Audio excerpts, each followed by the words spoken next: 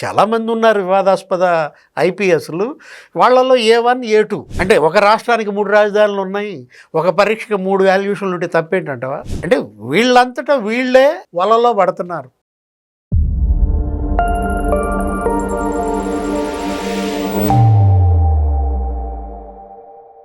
నమస్తే, welcome to think Andhra. నేను మీ మాణిక్. ఒక సీనియర్ మోస్ట్ ఐపీఎస్ అధికారి ప్రస్తుతం ఉన్న కూటమి ప్రభుత్వం మీద విషం చెబుతున్నారా? గత హయాంలో వైఎస్ఆర్సీపీ అధికారులు ఉన్నప్పుడు జగన్మోహన్ రెడ్డికి బాగా నమ్మినబట్టుగా పనిచేసి, అలాగే ఆయనకి బాగా మేలు చేకూర్చి రాజ్యాంగాన్ని ఉల్లంఘించి ఇష్టానుసారంగా బిహేవ్ చేసిన ఆ ఐపీఎస్ అధికారి ఇప్పుడు కూడా ఆయన సిఆర్డీఏ అధికారులు కావచ్చు, లేకపోతే సీఎంఓ అధికారులు కావచ్చు, ఇండైరెక్ట్గా హైదరాబాద్ పిలిపించుకొని వాళ్ళతో డిస్కస్ చేసి అనధికారికంగా కీలక డేటాని సేకరించి లిక్కర్ మాఫియాలో ఎలాంటి ప్రశ్నలు చెప్పాలి అని జగన్మోహన్ రెడ్డికి మేలు చేకూర్చే విధంగా, ప్రస్తుత కూటమి ప్రభుత్వానికి డ్యామేజ్ జరిగే విధంగా ఆయన పనిచేస్తున్నట్టుగా ప్రధాన వార్తలు వచ్చాయి. దీనికి సంబంధించి పూర్తి డీటెయిల్స్ మనకు అందించడానికి మనతో పాటు ఉన్నారు సీనియర్ జర్నలిస్ట్ డివిఎస్ గారు. వారిని అడిగి మరిన్ని విషయాలు తెలుసుకుందాం. నమస్కారం సార్. నమస్తే సార్. నిజంగా ఆ ఐపీఎస్ అధికారి జగన్మోహన్ రెడ్డి కోసం పనిచేస్తున్నట్టుగా ప్రధాన మెయిన్ స్ట్రీమ్ మీడియాలో వార్తలు వస్తూ ఉన్నాయి. నిజంగా ఆయనకు అంత అవసరం ఏంది? జగన్మోహన్ రెడ్డి కోసం పనిచేయాల్సిన నెసెసిటీ ఏంది? కొద్ది కాలంలో ఆయన రిటైర్మెంట్ అవ్వబోతున్నాడంట. ఒక హాస్పిటల్లో కూడా గవర్నమెంట్ అధికారులను పిలిపించుకొని వాళ్ళతో మాట్లాడుతూ కీలకమైనటువంటి డేటాను కూడా సేకరించి జగన్మోహన్ రెడ్డిని మేలు సమకూరుస్తూ కూటమిని డ్యామేజ్ చేసే ప్రయత్నం చేస్తున్నారు. మరి గవర్నమెంట్ ఎలాంటి నిర్ణయం తీసుకునే అవకాశం ఉంది? అసలు ఆ సీనియర్ ఐపీఎస్ అధికారి యొక్క ఆంతర్యం ఏంటి? విషం కక్కుతున్నారనో ఏదో అన్నారు మీరు ఇందాక బిగినింగ్లో. విషం కక్కేది పాము అంటే పాములా? విషనాగులని ఆ పార్టీని తాసు పాములా అంటే కోబ్రాలా? ఆల్మోస్ట్ ఆల్ అలాంటి కింగ్ కోబ్రా అనమాట. పోలీస్ కోబ్రానా? ఇప్పుడు మీరు రాసిన ఆర్టికల్ ఈరోజు ప్రధాన పత్రికలో హైలైట్ అయింది. హైలైట్ అయిన దాంట్లో ఎవరు ఆ అధికారి అంటూ ఆ అనేది సింగిల్ కొటేషన్లో పెట్టారు. ఆ అధికారి అనే దాంట్లో ఆ అనేది సింగిల్ కొటేషన్లో పెడితే ఆ పేరుతో బిగినయ్యే అధికారి ఎవరు? ఆంజనేయులు, సీతారామజన. ఆతో బిగినయ్యే అధికారి ఆంజనేయులు అని చెప్పి ఇక సోషల్ మీడియాలో ఇక మామూలుగా పొద్దుటి నుంచి ఇది పిఎస్ఆర్ ఆంజనేయులే. నాకు తెలిసి ఆయన ఏంటి 91 బ్యాచ్ అనుకుంటారు. రేపు రిటైర్ అవుతారు. అంటే ఇప్పుడు ఇంకా సర్వీస్లో ఉన్నారు. ఈ మంతే రేపు 31 రిటైర్మెంట్ అనమాట. ఇప్పుడు last month Sunil Kumar retire అయినట్టున్నారు, పివి సునీల్. అవును, వీళ్ళిద్దరే ఏది జగన్మోహన్ రెడ్డి ప్రభుత్వంలో అసలు అటు కరటకుడు ఇటు దమనకుడు లాగా అప్పట్లో బాగా వివాదాస్పద అధికారుల్లో చాలామంది ఉన్నారు వివాదాస్పద ఐపీఎస్లు. వాళ్ళలో A1 A2 సార్. ఎందుకంటే గ్రూప్ 1 ఎగ్జామ్ అప్పుడు 2018 నోటిఫికేషన్లో జగన్మోహన్ రెడ్డి వచ్చిన తర్వాత ఆ పోస్టులు ఫిల్ఫిల్ చేసినప్పుడు ఈ అర్హత లేని వ్యక్తుల్ని పిఎస్ఆర్ ఆంజనేయులు గారి ఆధ్వర్యంలోనే ఆ పేపర్లు దిద్దించినట్టుగా 10th క్లాస్ వాళ్ళు, ఇంటర్మీడియట్ వాళ్ళు, గేదెలు కాసుకున్న వాళ్ళు కూడా దిద్దినట్టుగా అప్పుడు స్టేట్మెంట్ ఇచ్చారు సార్. అనేక కేసుల్లో ఇరుక్కున్నారు. ఏది ఆ రఘురామకృష్ణరాజు చిత్రహింసల కేసు, దాంట్లో A1 Sunil Kumar, A2 PSR Anjaneyulu, A3 Jaganmohan Reddy ఇట్లా ఉన్నట్టున్నారు ఆర్డర్ అది చూసినట్లయితే. లేకపోతే కాదంబరి జత్వాని కిడ్నాప్ కేసులో ఈయన అసలు జైల్లోకి వెళ్ళారు. అరెస్ట్ అయ్యి ఎవరు? పిఎస్ఆర్ ఆంజనేయులు 36 రోజులు జైల్లో ఉన్నారు. ఆయన ఏంటి ఏదో మెడికల్ గ్రౌండ్స్లో బయటకు వచ్చారు. కరెక్ట్ సార్, అవును.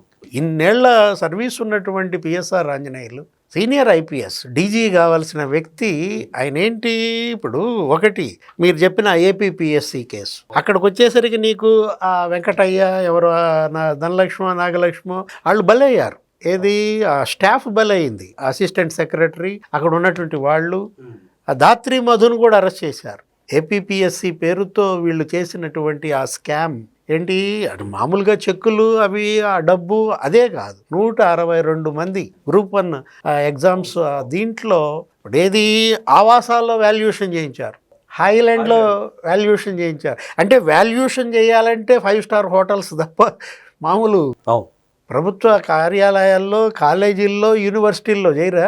అది అసలు మామూలు సాహసం కాదు సార్. అది గ్రూప్ 1 లాంటి, అంటే రాష్ట్రంలో అత్యున్నత సర్వీస్ అయినటువంటి గ్రూప్ 1లో ఇంతకి తెగించారంటే అసలు ఆ బుర్ర మామూలు బుర్ర. అంటే పోస్టులు అమ్ముకున్నారని అప్పట్లో అసలు ప్రతిపక్ష నాయకుడిగా చంద్రబాబు నాయుడు దానిపై సిబిఐ ఎంక్వైరీ డిమాండ్ చేశారు. హైకోర్టు కూడా చీవాట్లు పెట్టింది సార్. రాష్ట్రపతికి లేకపోతే ప్రధానికి అనేక లేఖలు కూడా రాసిన దీంట్లో అసలు ఏంటంటే హైలాండ్లో బండిల్స్ ఏది ఆన్సర్ షీట్స్ ఆ బండిల్స్ తీసుకొచ్చినటువంటి ఆ ట్రక్ డ్రైవర్తో దిద్దిచ్చారంట. బా ఎంత దారుణం. ఆ దిద్దే వాళ్ళకి, ఆ బిల్డింగ్లో ఉండే వాళ్ళకి కాఫీ టీ పెట్టించే ఆ కుక్ ఆ మహిళతో దిద్దిచ్చారంట. అసలు ఎంత హాస్యాస్పదం. ఆ ప్రైవేట్ టీచర్లు గుడివాడ ఇంకా అక్కడ విజయవాడ అక్కడ పట్టుకొచ్చారు. ఏదో 10,000 ఇస్తాము 15,000 ఇస్తాము రోజుకి అని చెప్పి పట్టుకొచ్చి వాళ్ళతో దిద్దిచ్చారని హైకోర్టు చివాట్లు పెట్టింది. అసలు మీరు ఎలా డిజిటల్ వాల్యుయేషన్ చేస్తారు? అది అసలు మీరు నోటిఫికేషన్లో మెన్షన్ చేశారా? అంటే మాన్యువల్ వాల్యుయేషన్, డిజిటల్ వాల్యుయేషన్, మళ్ళా మాన్యువల్ వాల్యుయేషన్. ఒక పరీక్షకి 3 వాల్యుయేషన్లు ఉండవు కదా ఎక్కడ కూడా. అంటే ఒక రాష్ట్రానికి 3 రాజధానులు ఉన్నాయి, ఒక పరీక్షకి 3 వాల్యుయేషన్లు ఉంటే తప్పేంటంటవా? జగన్మోహన్ రెడ్డి ఇంకా ఆయన సపరేట్ రాజ్యాంగం సార్, రాజారెడ్డి రాజ్యాంగం అండి ఆ పార్టీ శ్రేణులు అందుకే చెప్పేది. ఇక్కడ పట్టుబడ్డారు. ఏది ఆన్సర్ షీట్స్, ఆ వాల్యుయేషన్ పేపర్ చూస్తే 2-3 రకాల చేతి రాతలు పట్టుబడ్డాయి. అందుకే సస్పెండ్ అయ్యారు. ఇవాళ పిఎస్ఆర్ ఆంజనేయులు ఏంటి అసలు వీళ్ళందరికీ ఒక ట్రైనింగ్ సెంటర్ పెట్టాడని. అవును సార్, అదే ప్రధానంగా వార్త. ఆయనే అసలు వీళ్ళందరికీ పెద్ద కౌన్సిలర్గా మారాడని. అసలు ఇప్పుడు ఏపీ లిక్కర్ కేసులో అరెస్ట్ అయిన వాళ్ళు ఏం సమాధానాలు చెప్పాలి తెలియదు, గుర్తులేదు. అసలు ఇంకోటి సైలెన్స్ ఆఫ్ రైట్, ఏంటది రైట్ ఆఫ్ సైలెన్స్, అంటే మౌనంగా ఉండే హక్కు మాకు రాజ్యాంగం కల్పించింది, మీరు ప్రశ్న అడిగితే మేము చెప్పాలా?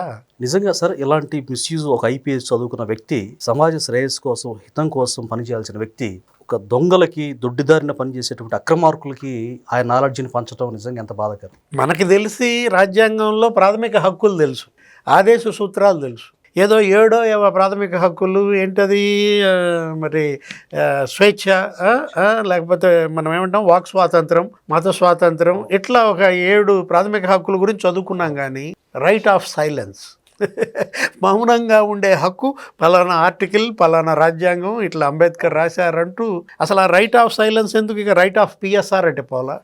అంటే ఇప్పుడు ఒకటి వీళ్ళందరినీ ఆయన మీటింగ్లో పెట్టడం, వైఎస్ఆర్ కాంగ్రెస్ పార్టీ ఇప్పుడు ఏమైనా పగబట్టాడా ఏంటి? ఈ విధంగా ప్రతీకారం తీర్చుకుంటున్నాడా? ఎవరిపై పగ? చంద్రబాబుపై పగ అయితే ఆల్రెడీ ఆయన జైల్లో పెట్టారు గతంలోనే, ఇంకా కొత్తగా ఆయన మీద తీర్చుకునే ప్రతీకారం ఏముంటుంది సార్? కీలక డేటాను కూడా ఆయన అనఫిషియల్గా సేకరించినట్టుగా వార్తలు వచ్చాయి. ఈరోజు ఈ వచ్చిన ఆర్టికల్లో చూస్తే ఎప్పటికప్పుడు ఏది ప్రభుత్వ యంత్రాంగంలో అటు పోలీస్ శాఖలో కానీ లేకపోతే ఇతర శాఖల్లో కానీ గతంలో రిటైర్డ్ ఐఏఎస్ ఆయన మీటింగులు పెట్టించాడు. మీకు గుర్తుండే ఉంటుంది, ఒక 2-3 నెలల క్రితం అది కూడా ఇదే హైలైట్ చేసింది ఈ పేపరే, ఆంధ్రజ్యోతిలోనూ తింటాను. అక్కడ వచ్చేసరికి ఏంటి అసలు ఆయన తాడేపల్లి అక్కడ ఒక విల్లా తీసుకున్నాడని, సీసీ ఫుటేజీల్లో కూడా ఎవరెవరు వచ్చారు ఏంటి, 9 మంది అధికారులు ఆ మీటింగ్ హాజరవ్వటం. అంటే జవహర్ రెడ్డి మరి ఆయన పెట్టిన మీటింగ్లో అసలు హైదరాబాద్లో మీటింగ్లు పెట్టారని, అజయ్ కల్లం, అసలు వీళ్ళ మీటింగ్లన్నీ మీడియా హైలైట్ చేస్తోంది, ఎప్పటికప్పుడు తెలిసిపోతుందని చెప్పి ఫోన్లు కూడా మీరు ఇంట్లోనే పెట్టరండి, మీ వెహికల్లో మీరు రావద్దు, మా వెహికల్ మీకు పంపిస్తాం అంటూ చాలా జాగ్రత్తలు పెట్టుకున్న డాన్ లాగా వీళ్ళు వ్యవహరిస్తూ ఉన్నారు సార్. అంటే ఎవరి కళ్ళు కప్పుతారు? మీరు ప్రభుత్వం కళ్ళు కప్పగలరు, ప్రజల కళ్ళు కప్పగలరు, కానీ మీడియా కళ్ళు కప్పగలరా? కప్పలేరు. అందులో ఈ సోషల్ మీడియా యుగంలో ఇంపాసిబుల్. సార్, ప్రభుత్వం మరి కఠిన చర్యలు తీసుకోవాల్సి ఉండగా ఎందుకని మరి నిదానంగా వెళ్తా ఉందంటే, కొంతమంది ఏమంటున్నారంటే రాజకీయ నిపుణులు చాప కింద నీకులాగా డేటా మొత్తం ఉంది, ఒక్కసారికి ఉక్కు పంజా విసురుద్ది కూటమి ప్రభుత్వం అని చర్చించుకుంటా ఉన్నారు. మరి ఈ చర్యలు ఇప్పటివరకు లేకపోవడం వల్ల వాళ్ళు ఇంకా యథేచ్ఛగా ఇలాంటి మీటింగ్లు కండక్ట్ చేయడం కావచ్చు, ఇష్టానుసారంగా వాళ్ళు భయం లేకుండా ప్రస్తుతం ప్రభుత్వంలో ఉన్నటువంటి అధికారులు కూడా ఏం కాదులే జగన్మోహన్ రెడ్డికి భయపడితే చాలు అన్నట్టుగా బిహేవ్ చేస్తూ ఉంటారు. వేటగాడు ఏం చేస్తాడు? క్రూర మృగాన్ని వేటాడాలంటే వేటగాడు ఏం చేస్తాడు? నిరీక్షిస్తాడా? వల పన్నుతాడా? పన్నడా? డెఫినెట్గా వ్యూహం అనేది ఉండాలి సార్. కందకం దవ్వుతాడా? తవ్వడా? అనేక ఎత్తులు ఉంటాయి. కందకాలు దవ్వుతారు, గడ్డి లేకపోతే తుప్ప అన్నీ వేసి అది కందకం లేకుండా కనపడకుండా చేస్తారు, దానంతటి వచ్చి అది ఆ గొంతులో పడేటట్టుగా చేస్తారు. ఇప్పుడు అదే జరుగుతోంది కదా, కూటమి ప్రభుత్వం అదే చేస్తున్నారు, అదే జరుగుతోంది కదా. వీళ్ళెవ్వరినీ కూడా గతంలో చేసినటువంటి కేసుల్లో అవినీతి కుంభకోణాల్లో వాటిల్లో కాదు అరెస్ట్ అవుతోంది. వంశీ ఎక్కడ అరెస్ట్ అయ్యాడు? వల్లభనేని వంశీ దళితుడిని కిడ్నాప్ చేసి సీసీ కెమెరాల్లో పట్టుబడ్డాడు. కర్మ కాలింది. ఇది ఇప్పుడు నువ్వు గనక సత్యవర్ధన్ని కిడ్నాప్ చేయకుండా ఉంటే కేసు పెట్టేవాళ్ళు కాదు, నువ్వు వెళ్ళేది కాదు కదా. లేకపోతే ఇప్పుడు అతను ఎవరు, జోగి రమేష్ని ఎందుకు అరెస్ట్ చేశారు? ములకల చెరువు లిక్కర్ మాఫియా, అద్దేపల్లి బ్రదర్స్, ఆ బంధం బయటపడింది, వెంటనే అతనే పట్టించాడు. ఏది అతనే మద్యం తయారు చేయించి అతనే పట్టించి చాలా దారుణం సార్, అది జైలుకి వెళ్ళాడు. బయటకు వచ్చి కర్పూరం అర్పుతా అంటాడు. ఇప్పుడు అంబటి రాంబాబుని జైల్లో పెడతారని ఎవరన్నా ఊహించారా? లేదు, ఆయన కూడా స్వయంకృతాపరాధమే సార్. ఆయన కూడా వల్ల పడ్డాడు కదా. అంటే ఇప్పుడు ఒకటి, కూటమి ప్రభుత్వం మామూలు వేటాడతల్లా. ఏది అసలు వేటగాడు వర్సెస్ క్రూర మృగాల. ఇవాళ ఆంధ్రప్రదేశ్లో నడుస్తోంది అదే. ఏది క్రూర మృగాలని ఎలా వేటాడాలో వాళ్ళ కూటమి ఎలా వేటాడుతుంది. ఇప్పుడు ఆయన ఎవరు? తమ్మినేని సీతారాం. ఆయనకేం కర్మ కాలింది?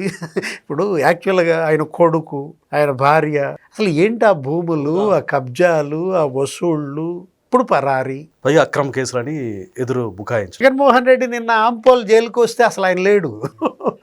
అంటే ఇప్పుడు విరూపాక్షి పాపం ఎమ్మెల్యే ఎందుకు అరెస్ట్ చేశారు?